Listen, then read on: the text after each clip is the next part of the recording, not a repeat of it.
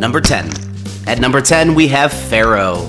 More specifically, the Pharaoh during the Israelite exodus from Egypt, which occurred in the 13th century BC.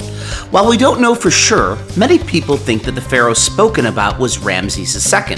However, archaeological evidence rejects this theory, instead suggesting it was really Amenhotep II. But whoever the Pharaoh was, he was a very wicked man. Pharaoh's story is told in the book of Exodus, where the Jewish prophet Moses led his fellow Israelites out of bondage on the way to the promised land of Israel. After 10 brutal plagues brought upon Egypt, Pharaoh finally relented and let Moses' Jews go free, until changing his mind, which resulted in God drowning him and his army in the Red Sea. Tough break there, Pharaoh. Guess it doesn't really work out well when you persecute Jews. Number 9. At number 9, we have King Herod. King Herod was the ruler of Judea, a puppet state of the Roman Empire that encompassed the land of Israel. We know of him from the Gospels in the New Testament and rabbinic literature, as he was the ruler when our Messiah, Yeshua Christ, was born. So when word reached him the Messiah had indeed been born, he and his wise men and scribes parsed the text of the Hebrew Bible to see what the prophecy foretold. They discovered a prophecy in the book of Micah, which foretold that the Messiah would be born in Bethlehem. Bethlehem? Hey, isn't that where Yeshua was born? I'll save you the suspense, he sure was. Bethlehem was also where King David was from, which makes sense, considering another prophecy of the Messiah cited in the book of 2 Samuel, foretelling the Messiah would be born from the line of David. Pretty cool. But when the wicked king learned of this, he took no chances and ordered all babies under the age of 2 to be murdered. Old King Herod, he had no interest in relinquishing his throne, even if it was to the King of Kings. But to the king's dismay, Mary and Joseph were able to sneak their son Yeshua out of Bethlehem and into Egypt. But he wouldn't have to pout about his failed attempt to kill the baby Yeshua for long, as 4 years later, the king was dead. Most scholars believe his death was from chronic kidney disease, complicated by a maggot infestation resulting in a form of genital gangrene. Number 8. At number 8, we have Haman, also pronounced Haman. We know of Haman from the book of Esther, but he is also found in the Jewish Midrash and from the Jewish historian Flavius Josephus. In King Xerxes' court was a Jewish man named Mordecai who loved and praised the God of Israel, despite the pagan culture of Persia. And though the king did not like this, since Xerxes demanded to be worshipped as a god himself, Mordecai was nevertheless the king's trusted servant, and thus allowed to worship the God of Israel freely. Mordecai had a niece named Esther, or first cousin depending on varying sources, and Mordecai instructed her that she must hide her true identity from the king, for if he found out she was Jewish, they might have hit a snag with the couple. Soon after, Haman, the wicked prime minister, devised a scheme to have Mordecai hanged by championing a new law in the land. The law demanded all people in the kingdom to bow down to King Xerxes or face execution, and since Mordecai only bowed down to the God of Israel, it seemed like checkmate for Haman. However, Queen Esther was cunning and devised a ruse to flip the script. She suggested that King Xerxes hold a lavish banquet for Haman, and after getting both Haman and the king sufficiently plied with wine, showed King Xerxes a scroll recounting the time Mordecai had saved King Xerxes' life. This fact angered King Xerxes against Haman, and as such, it was Haman who was executed instead, in his own gallows nonetheless. But hang in there, Haman. Though you die in this life, hell is on tap next for you, and it's probably just a walk in the park. Number 7. At number 7, we have King Ahab, who gives a compelling lesson for all of us on how not to rule an empire. King Ahab, the 7th king of Israel, is introduced in the first book of Kings, where we learn that he has ceded the crown from his father, King Omri, who only held the crown for 7 days. But old Ahab, he had no intention of ruling for such a short time like his father. Rather, King Ahab reigned for a 21-year period stretching between 874 and 853 BC. It was during this 21-year rule as king that Ahab cemented himself on this list, often being cited as the catalyst for the kingdom of Judah's turning away from Torah adherence, leading to a sharp decline in their ethical behavior, giving rise to some of the darkest, most heathenistic periods of Jewish history.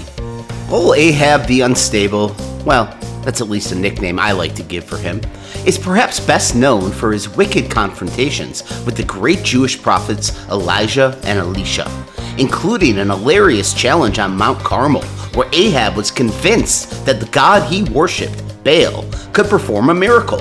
Of course, we know all false gods are actually demons, and therefore fully under the control of the God of Israel.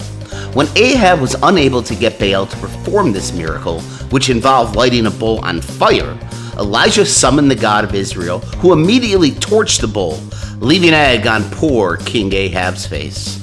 But unfortunately for old Ahab, the hits just kept on coming, and things just kept getting worse until he finally met his end fighting the Arameans at Ramoth Gilead.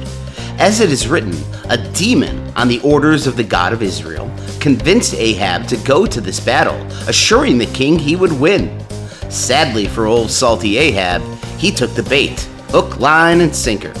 And despite being cloaked in full armor, a stray arrow pierced Ahab in the heart, finding a gap in the armor, fatally wounding the wretched king. And then, to add insult to injury, a pack of wild dogs subsequently licked King Ahab's rotting corpse in plain view of the entire city. But, if you ask me, the dogs got the raw end of that deal, having to lick Ahab's hideous corpse made entirely of pure, unadulterated scum. Unadulterated scum. Well, that you were, King Ahab. That you were. Number 6. At number 6, we have Delilah, the beautiful Philistine woman best known for tricking Samson into destroying his own God-given strength and power. Her story is recounted in the book of Judges, where she cunningly deceives a man named Samson into cutting his hair. This hair was not any ordinary, run-of-the-mill Hollywood hunk hair. No. It was actually the source of Samson's immense physical strength, a quality endowed by Samson from God to be a protector of the Jewish people. At the time the story takes place, somewhere between 1200 and 1000 BC, the Jews were at enmity with a neighboring group. Surprise, surprise, people always hate the Jews. Well, at least that didn't, ever happen again. Anywho, at this particular time, the group of heathens trying to exterminate the Jews was a group called the Philistines, a mighty warmongering people who were hell-bent to destroy the Jews, as is par for the course.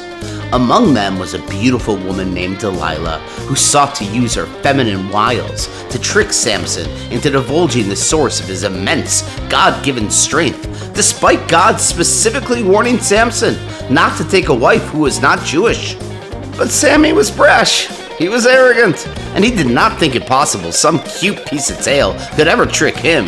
And, for a while, he was right, because after Delilah made several attempts to coerce this information from Slam-A-Lama Ding Dong, she got bupkis.